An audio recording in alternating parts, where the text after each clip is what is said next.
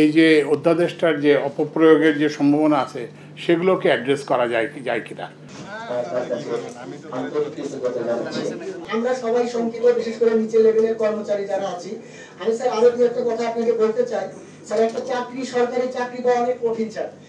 তো এইটা দেখে আমি অ্যাকচুয়ালি উপদেষ্টা পরিষদের কয়েকজনের নজরে এই জিনিসটা আনছি যে এখানে কিছু প্রভিশন আছে যেগুলো অপপ্রয়োগের সম্ভাবনা আছে। এই যে 37 ক, এবং আমরা এটা নিয়ে আলোচনা করছি।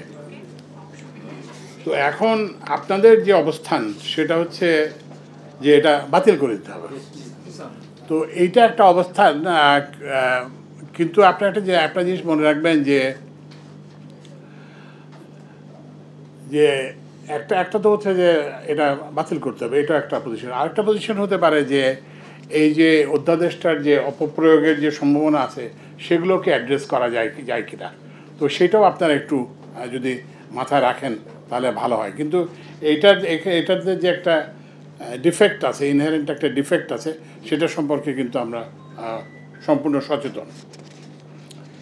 তো ওই জন্য আমি তো আর কিছু বলতে পারি না। আমি তো উপদেষ্টা পরিষদে আপনার এটা আলাপ করবো, আপনাদের বক্তব্য যেটা বাতিল করার দাবি সেটা আমরা জানাবো। তবে আমি আপনাদেরকে এটাও বলবো যে কারণ যে কোনো একটা পজিশনে একটা অসুবিধা আছে। আপনার যে কোনো জীবনে দেখবেন, যে কোনো একটা স্বামী স্ত্রীর সম্পর্ক বলেন, যে কোনো ইয়েতে আপনি যদি এইটাই পজিশন, তাহলে তো কোনো অগ্রগতি হয় না।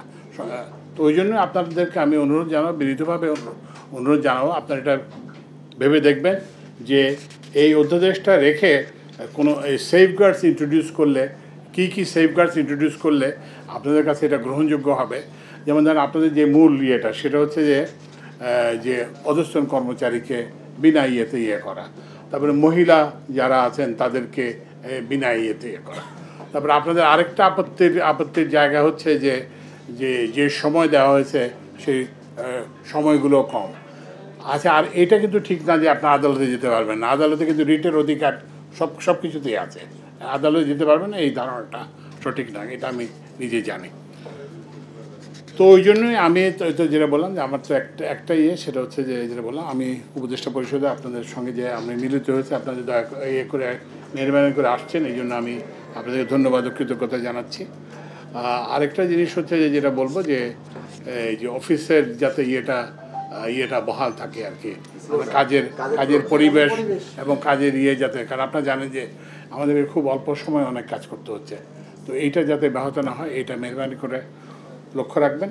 আর আমি আপনাদের করব, আর আপনারা একটু ভাববেন যে এইটাকে রেখে কি করলে আপনাদের গ্রিভান্সেসগুলো অ্যাড্রেসড হবে, সেটাও একটু বিবেচনা করতে অনুরোধ জানাব।